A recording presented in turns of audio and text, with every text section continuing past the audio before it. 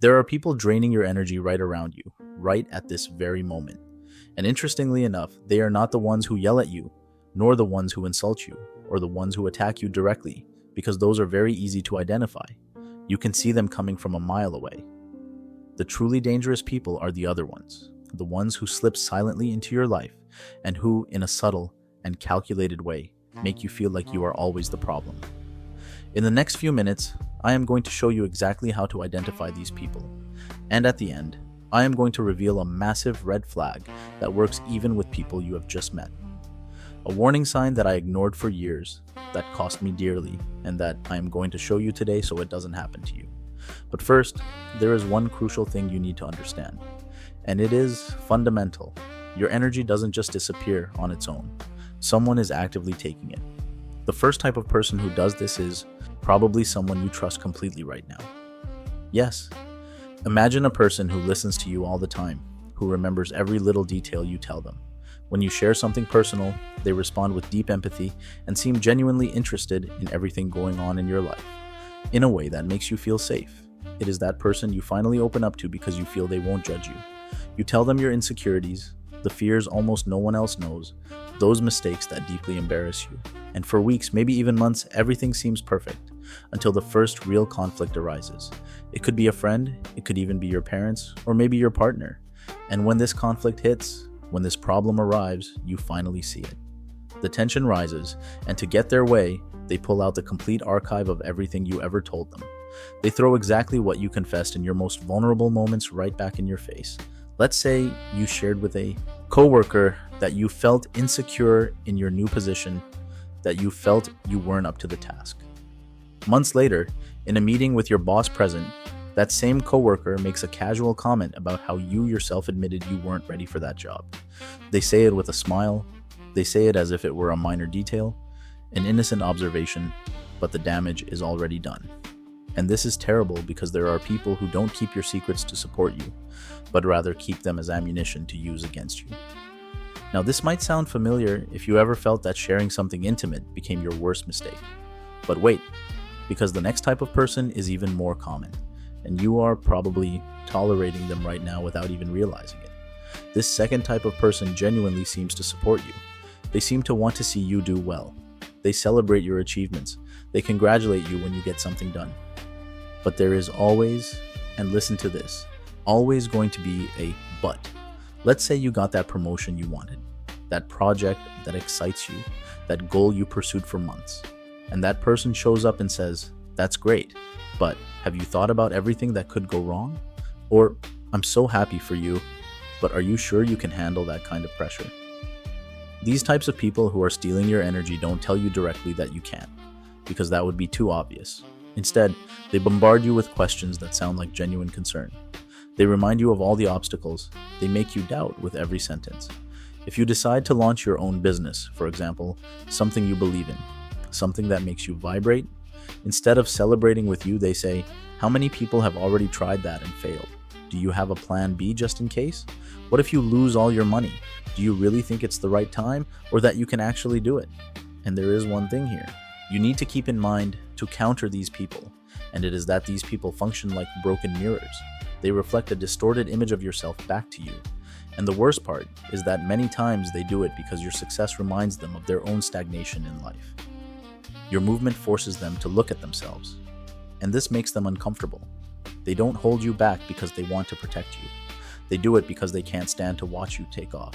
Now, the third type of person who drains your energy is especially dangerous because they use your own empathy against you, and you have probably fallen for this more times than you care to admit.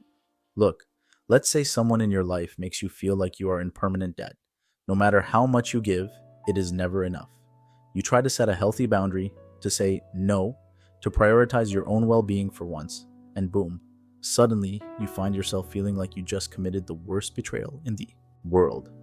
But there is a detail here that you must take into account. These people do not use yelling to make you feel this way. They don't attack you openly because that would be too obvious. Instead, they use silence heavily loaded with meaning. They use perfectly placed disappointment.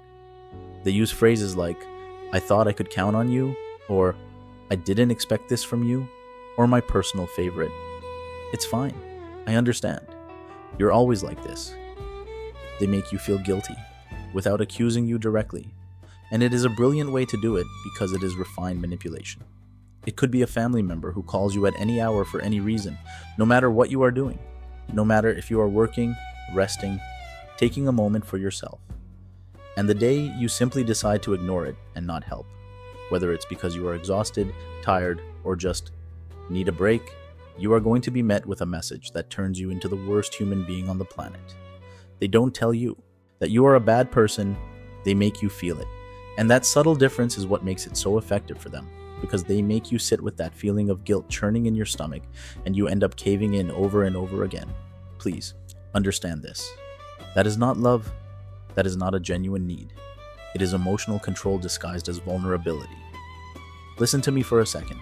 If any of this is making sense to you, if you are recognizing patterns you hadn't seen before and your chest feels a little heavy right now, it's because you have a good heart.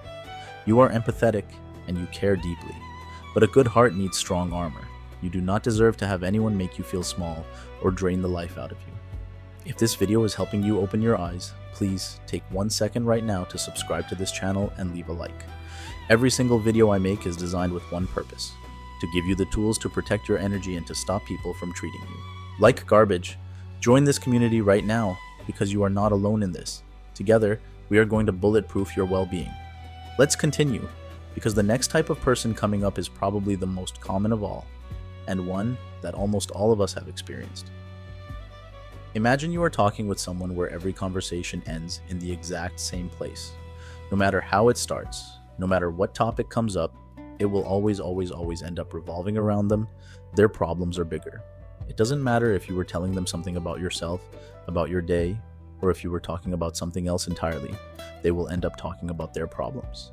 They will end up saying that their current crisis is more urgent than anything that could be happening to you. They will tell you that their needs are more important. It is as if an invisible magnet exists that redirects all the attention toward their life, their drama, their world. You try to share something good that happened to you, something you are excited about, and before you finish your second sentence, they are already hijacking the conversation towards their problem of the day. Look, it's not that they don't care about what happens to you. Technically, they listen, they nod their heads, they make the appropriate sounds. But there is no real space for you because they take up the entire emotional room. Let's say a friend interrupts you at the exact moment you are telling your good news to tell you they just had the worst day of their life. And you, because you are empathetic and kind and don't want to seem insensitive, pack away your joy and switch back into support mode. As always, your pain or joy is minimized, and theirs is magnified. You need to detect this pattern. If every time you talk to that person, you walk away feeling invisible, if your achievements are always overshadowed by their problems, if your sadness is always less valid than theirs, that relationship is a monologue disguised as a dialogue, and it will consume you. Now, the next type of person is especially exhausting. This is the type that leaves you completely empty after every time you see them, talk to them, or interact with them, and you probably don't fully understand why. It's because there are people who suck up your time, your attention, and your energy as if it were their natural right. This type of person needs you to be available constantly. They think your time belongs to them. They think your energy is at their disposal 24 hours a day, and they text you expecting an immediate response. Not in 5 minutes, not when you finish what you are doing. Now, they call you without warning, they seek you out when they need it, and your schedule doesn't matter to them. Your priorities simply do not count. The only thing that exists is what they need in that moment and nothing else. But there is an interesting twist here. When you need something, when you are going, change the subject quickly. They minimize change the subject quickly. They minimize what you feel. They tell you they are very busy, that they have a lot on their mind, that it's not a good time. It could be, for example, a partner who demands you answer their messages instantly. If you take an hour, there are complaints, there is drama, there are passive-aggressive messages asking if you are okay, when in reality they are asking why you didn't respond. But when you write something important, something you need to talk about, days go by without an answer. And when you finally bring it up, they hit you with how busy they are, how they have too many things on their mind. But somehow, magically, whatever kept them busy never stopped them from demanding that you be available instantly.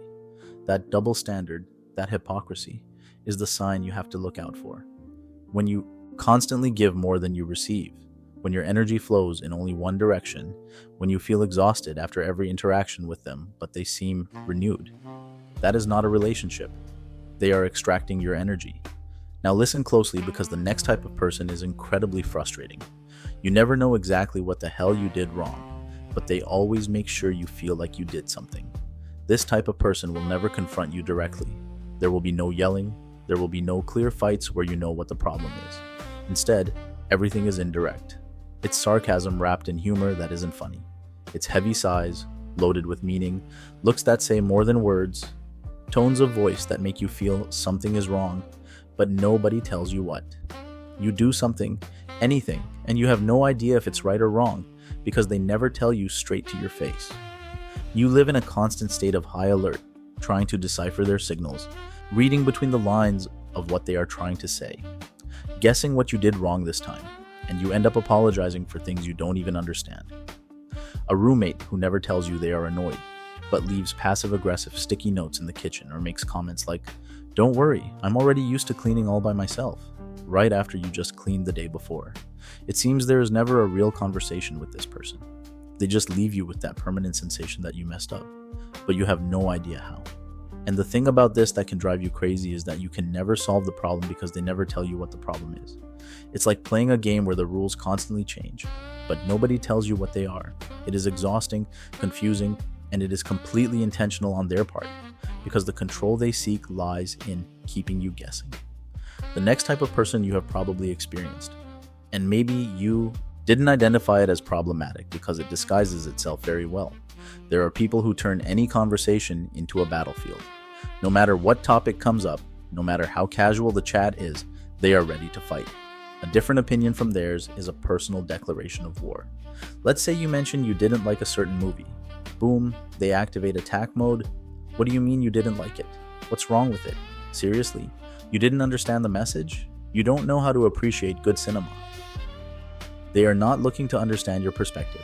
They are not interested in an exchange of ideas. They just want to prove that you are wrong and that they are right, nothing more. Every conversation turns into a debate you never asked to have. They aggressively interrogate you, question every point you make, and if you try to walk away from the conversation, they take it as you admitting that they are right.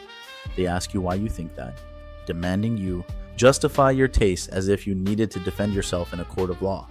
Why prefer pizza over pasta? And this leaves you drained. Not because you lost the debate. In fact, it's probably a debate that doesn't even matter, but because you never wanted to be in one. These people don't want a dialogue, they want to dominate you.